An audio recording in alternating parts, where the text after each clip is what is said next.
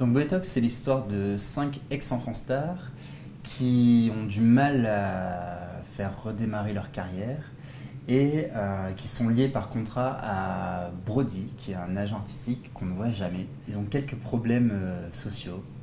Du coup, ils sont obligés de cohabiter dans un endroit assez glauque. Ils ont des caractères assez difficiles, donc ils sont arrogants, égoïstes, un peu psychopathes sur les bords, et ça se passe pas super bien. Donc la série suit l'évolution de leur relation et les castings qui vont passer au fur et à mesure. Il a tout dit.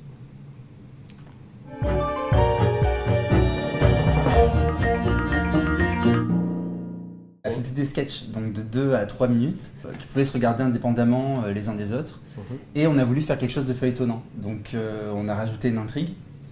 Ce qui fait que ça se ressent beaucoup au début de la série. Quand vous verrez les épisodes, en fait, on sent que c'était des sketchs qui n'avaient pas pour but d'aller plus loin que ce qu'ils racontent déjà. Et au final, à partir du 15e épisode, on commence à avoir des épisodes qui se suivent et du coup, c'est important de les suivre dans l'ordre. Voilà. Mais vous verrez, ça se ressent vraiment dans les 7-8 premiers épisodes que c'était juste des sketchs à la base et qu'on a voulu en faire une histoire après plus élargie.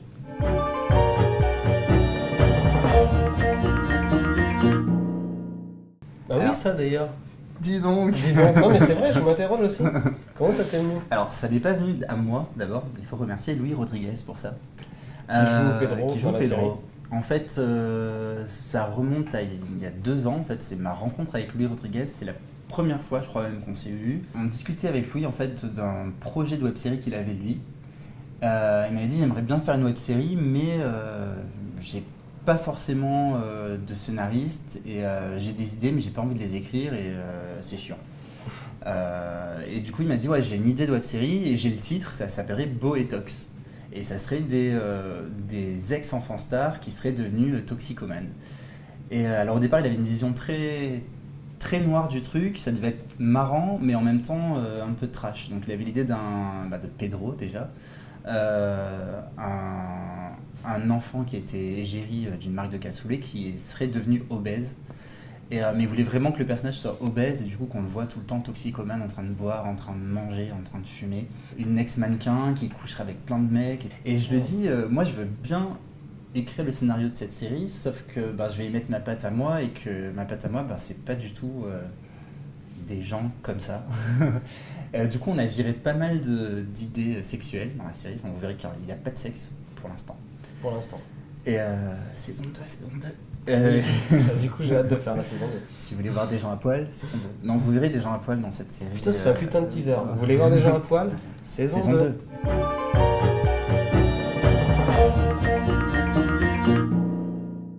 Au début, tourner sans budget, ça allait. Enfin, quand c'est dans l'appart, mais vite on a compris qu'il nous fallait pour acheter à manger, louer des lieux, et là effectivement ouais, ça devient vite ric-rac. Ouais.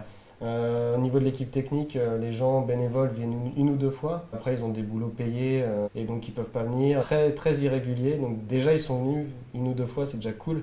Mais il n'y a pas eu de régularité au niveau de l'équipe technique, on était peu à être réguliers. Et du coup ça, le manque d'argent, ça se faisait ressentir par rapport à ça.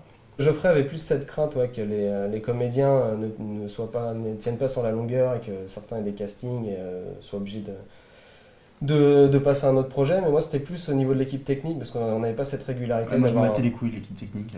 Voilà, chacun son taf, quoi. Lui c'était la mise en scène, et, voilà, moi c'était l'aspect technique. Et ce qui était problématique c'est de ne pas avoir d'ingé son pendant 26 épisodes. Donc du coup on a dû faire... avec les moyens du bord. Le truc c'est que souvent on entend cette série elle a un petit budget et finalement on regarde le petit budget c'est 1 million d'euros pour une saison. Nous c'est 3 000 euros pour une saison. Et qu'on s'est retrouvé en juin avec un budget de 15 euros pour nourrir 18 personnes. Ce qui fait de bonnes tartines de crème fraîche au four avec des lardons. Ouais. Voilà. Donc si vous voyez une évolution au niveau du physique des filles dans la série, voilà. Je ne citerai pas de comédiennes qui ont pris du poids à cause de ces croustilles.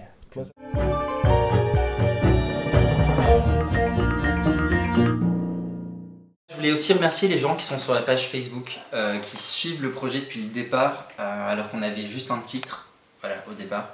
Là, ça y est, on a enfin notre série, elle est pratiquement terminée. Et bah voilà, merci à ceux qui partagent le teaser, qui en parlent autour d'eux.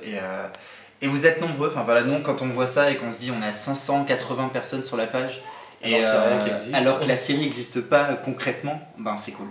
Et on espère que ben, ça vous plaira et que vous ne serez pas inscrit sur cette page pour rien et qu'il y aura plus de monde, qu'on aura de plus en plus de monde. Et on espère pouvoir faire une projection, on espère que les gens seront intéressés, que les cinémas seront intéressés. Et voilà. Et là, il y a mon fils qui m'appelle. Le bébé Richie pleure. Voilà, donc je vais devoir vous laisser. Bonne soirée et à bientôt.